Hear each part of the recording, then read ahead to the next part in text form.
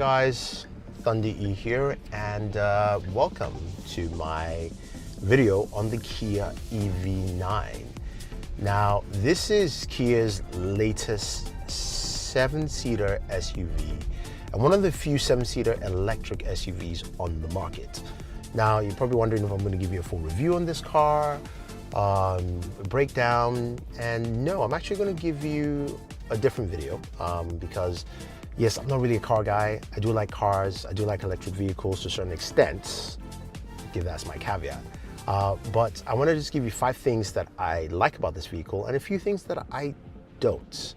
But that being said, the vehicle is available now. It starts at $53,000, and you can go all the way to a trim at $70,000. I do have the long-range all-wheel drive. That's what I'm testing here, and this is the package MSRP starting is at, I believe, 69, and then of course you can customize it whichever way you want.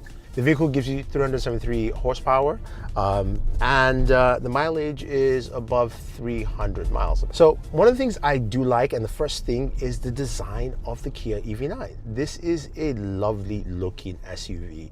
It's futuristic, but still very grounded in reality. I love the fact that while driving around, people looked at it and were like, this is different, you know? And even the first time my wife saw the vehicle, she's like, I like it. It's got that different look, but still very grounded as being a vehicle. It doesn't look like an electric vehicle that everybody tries to make look funkified. This kind of reminds me of something from a futuristic movie where they took a car and they tried to make it look futuristic, but also still very grounded. So I kind of like the approach. I like the fact that the front grille is pretty nice and big. You've got the running daytime lights, LED lights in front. The back as well, really nice and broad. The finishing across the side panels, the fact that the door handles do pop out on its own whenever you come close to the car, you open the car. Also, the 20-inch rims are pretty nice. The wheels are pretty nice with, of course, the wheel covers, giving you all that very robust, rugged look, but also nothing too overbearing as well. So that's actually pretty cool. Now, the second thing I do like about this vehicle is the interior. Now, it's a cloudy day, but you can see a lot of the interior as we cut in and out, is that this is a spacious interior. That's the first thing. It's got a lot of space. Whether you're sitting in the first row, like I have not needed to move my seat back any further. The second row has a lot of space. You can get captain chairs if you want to in the second row, or in this case, I don't. And then you can get a bench, or you can have and then the third row is just a 2-seater at the very back.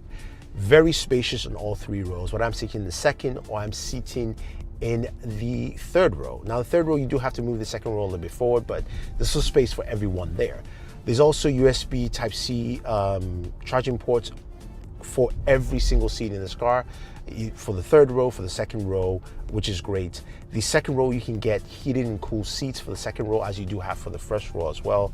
The seats are really comfortable. I've got more fabric, and I've kind of got like this meshy net padding for the headrest, which feels like a gaming chair, which I can see, if you're buying a car at this price, you might not want that, but I kind of like it.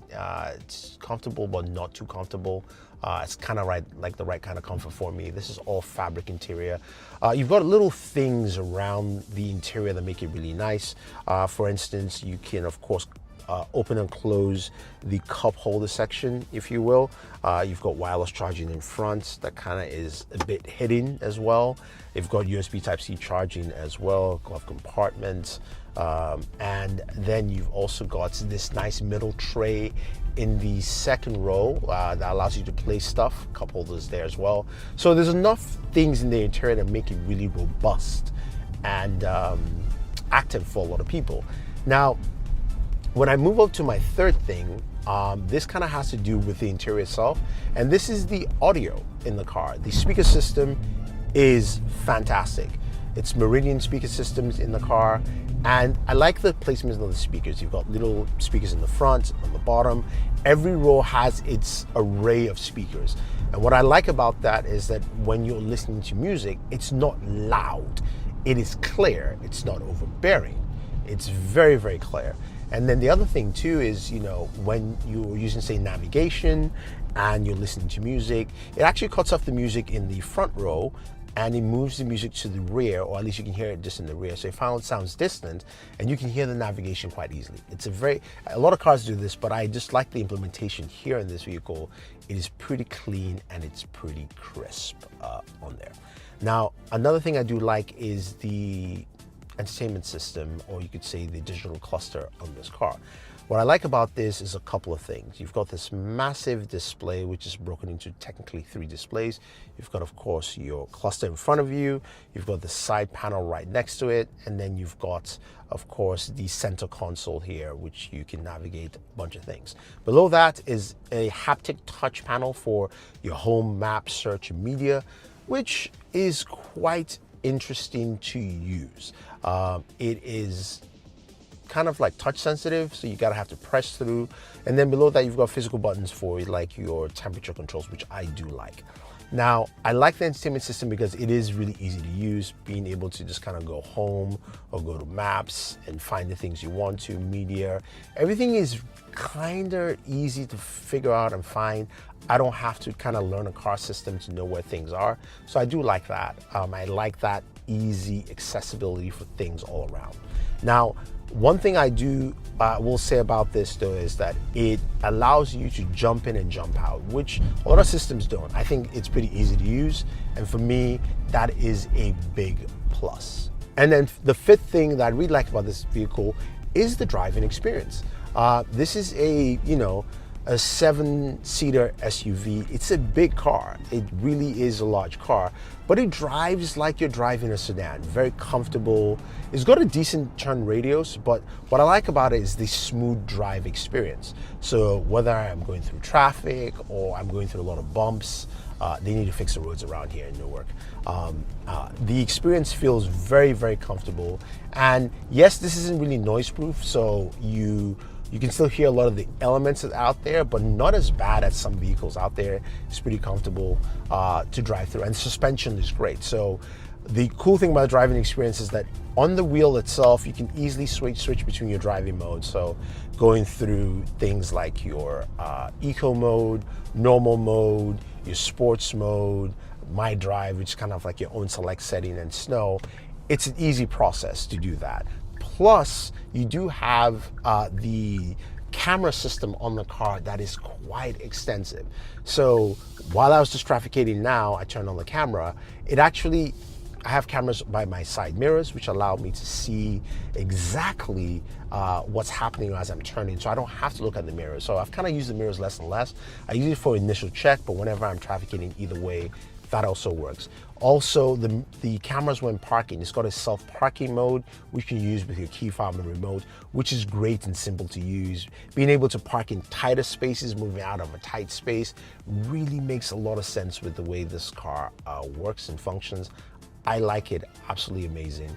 And I think the drive experience for a lot of people will be something that they will definitely like. Now, you're going, Thunder E, you've said a lot of great things about this car. So what are the things that you don't like? There are a couple of things in this car that I'm not a fan of. So the first thing is the frunk. I didn't talk about it earlier because the frunk is really small. It's a tiny frunk, and for a car this size, where there's technically no engine, combustion engine, the frunk is really small. There's enough space to put maybe a backpack or something smaller like that, like a briefcase. You will find your home charger kit in there, but that's pretty much it. Another thing I don't like is actually in the interior. Now, because you don't have a frunk, you do have a lot of space to drop down the seats, and you can store, packing stuff there, which is great. So me doing some moving currently, this has kind of helped out. But I don't like a split moonroof or sunroof and moonroof because it just really, I don't know, to me, it just doesn't work. I think it's either you do a moonroof or you just kind of have a giant one roof or half a roof or something. I'm not a fan of that. Maybe it's just my personal preference. That's not something I like. Another thing to point out is actually with that main giant, cluster and digital cluster in front of me. Now, it's great because I can clearly see, my instruments in front, my speed, of course, mileage. I can clearly see the entertainment stuff on the side. But that middle strip is annoying because my wheel blocks off a lot of things in my line of sight.